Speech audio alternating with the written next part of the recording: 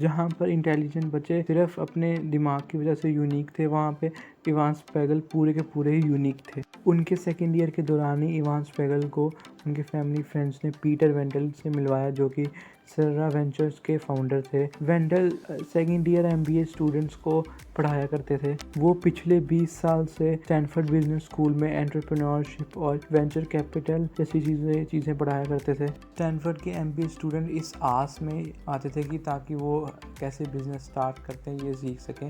तो वेंडल ने इवान स्पैगल को अपनी क्लास अटेंड करने के लिए अलाउ कर दिया था और उनकी विजिटर्स चेयर जहाँ पे इवान स्पैगल ने बैठना था वो बिल्कुल गेस्ट स्पीकर्स के बगल में थी।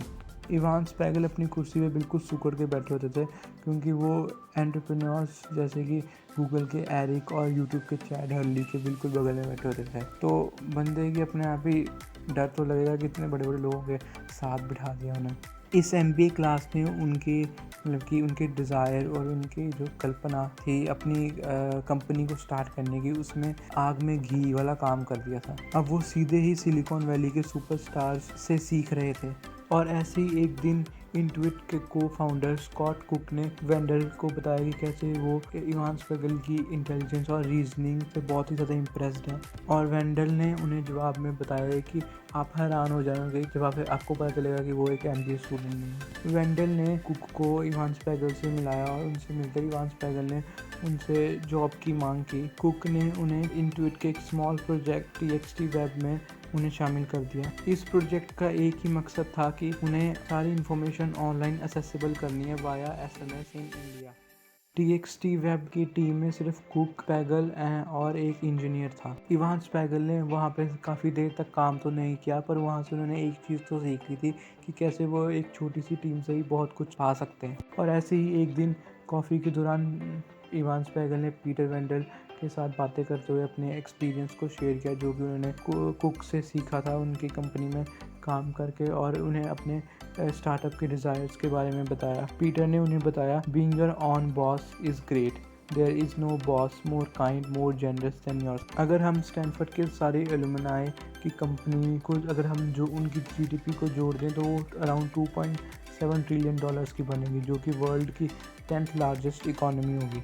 स्टैनफोर्ड की एलुमनाइज की कंपनी में Google, Yahoo, Cisco system, Sun Microsystems, eBay, Netflix, Electronic Art, Intuit, Fairchild semiconductors, LinkedIn etcetera जैसी कंपनीज आती। और ये सारी कंपनीज बहुत से अंडर ग्रेजुएट और ग्रेजुएट स्टूडेंट्स ने कैंपस में रहते हुए ही बनाई थी। $17 बिलियन के एंडाउनमेंट के साथ स्टैनफोर्ड अपने स्टूडेंट्स को काफ़ी अच्छे रिसोर्सेज प्रोवाइड करता है, उन्हें नोबेल प्राइज़ विनर जैसे प्रोफेसर्स प्रोवाइड करता है।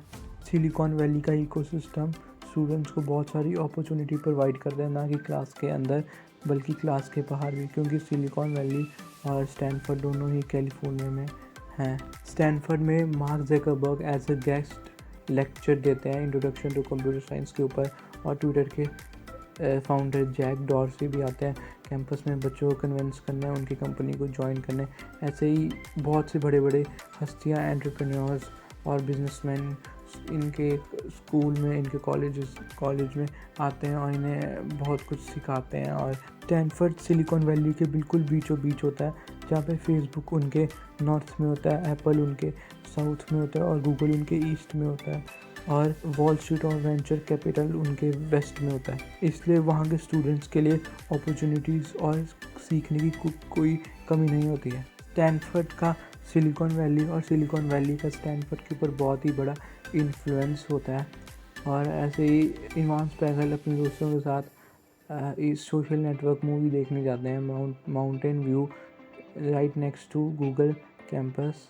और ऐसे ही उन्हें एक्सपेक्ट नहीं होता कि उनमें से कोई एक बंदा $1 बिलियन की कंपनी बनाएगा, पर इस फिल्म को देखने के बाद उन्हें बहुत ही स्ट्रॉन्ग फीलिंग आती है कि ये फिर से रिपीट हो सकता है। ये नहीं है कि सिर्फ नर्ड्स या पढ़ाकू लोग ही कंपनीज बना सकते हैं, इवन फर्टिनिटी गाइज और सोनिटी गर्ल्स के पास भी आइडियाज़, बहुत सारे ऐप के आइडियाज़ और कंपनीज के आइडियाज़ होते हैं।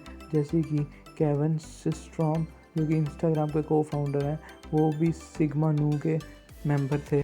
तो ऐसे ही अब बहुत सारे स्टूडेंट्स बहुत से आइडियाज़ पिच करने लग गए थे, कहीं तो बहुत ही अजीब और पागलों वाले आइडियाज़ पिच कर रहे थे। तो ऐसे ही बहुत ही ज़्यादा फटीग सी हो गई थी कि उनकी सारी अब आइडियाज़ और ऐप बनाने में लगे